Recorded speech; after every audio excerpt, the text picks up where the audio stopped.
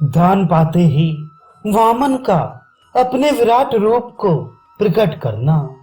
वैशंपायन जी कहते हैं, जन्मेजय दैत्येश्वर बलि पूर्वाभिमुख होकर शुद्ध हृदय से वामन जी के हाथ में जो ही जल देने को उद्यत हुए, त्यों ही प्रहलाद ने उन्हें रोका। असुरों की संपत्ति को हर लेने की इच्छा वाले उन परमात्मा श्री हरि के उस अभूतपूर्व एवं अचिंत रूप को देखकर उनकी चेष्टा को समझने वाले प्रहलाद बलि के सामने खड़े हो गए और इस प्रकार बोले। प्रहलाद ने कहा, दैत्यराज, तुम इन वामन रूपधारी ब्रह्मचारी के हाथ में जल ना दो। ये वे ही हैं जिन्होंने पूर्व काल में तुम्हारे पिता महा को मार डाला था। ये महाबुद्धिमान विष्णु ही तुम्हें ठगने के लिए आए हैं। बलि ने कहा, असुर श्रेष्ठ, यदि ऐसी बात है तब तो बड़े हर्ष का विषय है। मैं उन नारायण देव को यह प्रतिग्रह अवश्य दूंगा जो ब्रह्मा जी से भी अधिक गौरवशाली और अनुग्रह करने वाले हैं। ऐसे जगदीश्वर देव को हम लोग दान पात्र के रूप में प्राप्त करेंगे। इससे बढ़कर सौभाग्य की बात और क्या हो सकती है। अतः यज्ञ में दीक्षित हुए मुझ यजमान को इन वामन देव के लिए अवश्य दान देना चाहिए। असुर समूहों के बीच में ऐसी बात कहकर विरोचन कुमार बलि उस समय उन विष्णु देव को 3 पग भूमि का दान देने लगे। तब प्रहलाद ने फिर कहा, दानवेश्वर, तुम इन ब्राह्मण को प्रतिग्रह ना दो। मैं इन्हें ब्राह्मण का बालक नहीं मानता, क्योंकि ब्राह्मण का बालक ऐसा नहीं होता। दैत्येंद्र, मैं तुमसे सत्य कहता हूं, इनके इस रूप से मुझे यही अनुमान होता है कि पुनः वे नरसिंह देव ही यहाँ आ गए हैं। अमित तेजस्वी प्रहलाद के ऐसा कहने पर उस समय बलि ने प्रहलाद को फटकारते हुए से इस प्रकार कहा।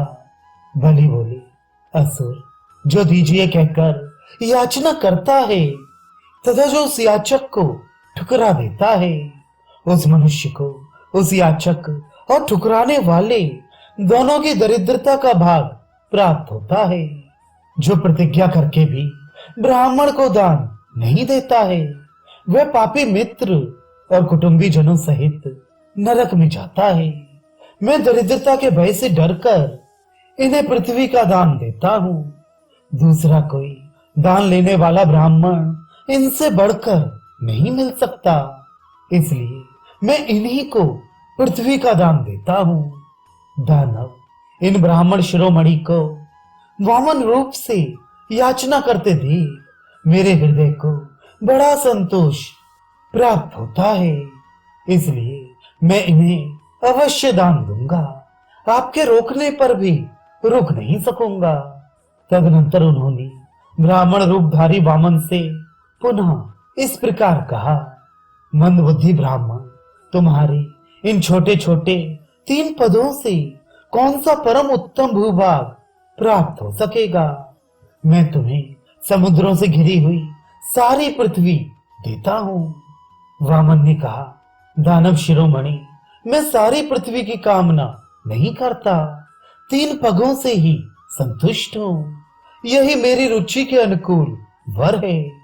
वैशंपायन जी कहते हैं, जन्मेजय, तब दानवराज बलि ने तथा स्तु कहकर उन महातेजस्वी विष्णुदेव को 3 पग भूमि का दान कर दिया। हाथ पर संकल्प का जल पड़ते ही वामन जी विराट बन गए। उन भगवान ने वहां अपने सर्वदेवमय रूप का दर्शन कराया। भूलोक उनका पैर था और स्वर्गलोक सिर। चंद्रमा और सूर्य उनके नेत्रों के स्थान में थे। पिशाच इनके पैरों की उंगलियां थी तो गुयक हाथों की। विश्वदेव उनके घुटनों में स्थित थे। श्रेष्ठ देवता साध्यगण उनके दोनों पिंडलियां थे। यक्ष लेख नामक देवता तथा अप्सराएं उनके नखों में स्थित थी। विद्युत उनकी विशाल दृष्टि थी, सूर्य की किरणें उनके केश थी, तारे उनके रोमकूप और महर्षि उनके रोम थे। दिशाएं, काम और विदिशाएं उनकी भुजाएं थीं। अश्विनी कुमार उनके श्रोण रंध्र तथा महाबली वायुदेव उनकी नासिका थे। चंद्रमा उनके प्रसाद, धर्म मन, सत्यवाणी और देवी सरस्वती जिह्वा थी। महादेवी दिति ग्रीवा, दीप्तिमान सूर्य, तालु, स्वर्ग द्वार, नाभि और मित्र तथा त्वष्टा दोनों भौहें थे। अग्निमुख, प्रजापति अंडकोश, भगवान ब्रह्मा हृदय तथा कश्यप मुनि जनेन्द्रिय के स्थान में थे। उनके पृष्ठभाग में वसुदेवता और पैरों की संधियों में मरुदगण थे। संपूर्ण छंद, दांत और ग्रह नक्षत्र निर्मल प्रभाएं थे। उनकी दोनों जांघें महादेव रुद्र थे। धैर्य का स्थान महासागर ने ले लिया था। उदर में गंधर्व और महाबली सर्प निवास करते थे। लक्ष्मी, मेधा, धृति, कांति और संपूर्ण विद्याएं उनका कटी प्रदेश थी।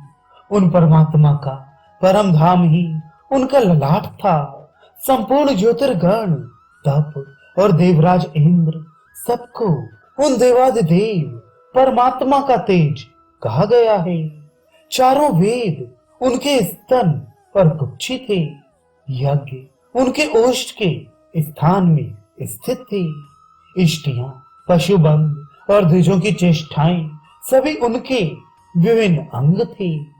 भगवान विष्णु की उस देवमय रूप को देखकर सभी महान असुर अत्यंत कुपित हो उसी प्रकार उनकी ओर बढ़े जैसे पतंगे जलती आग पर टूटे पड़ते हैं।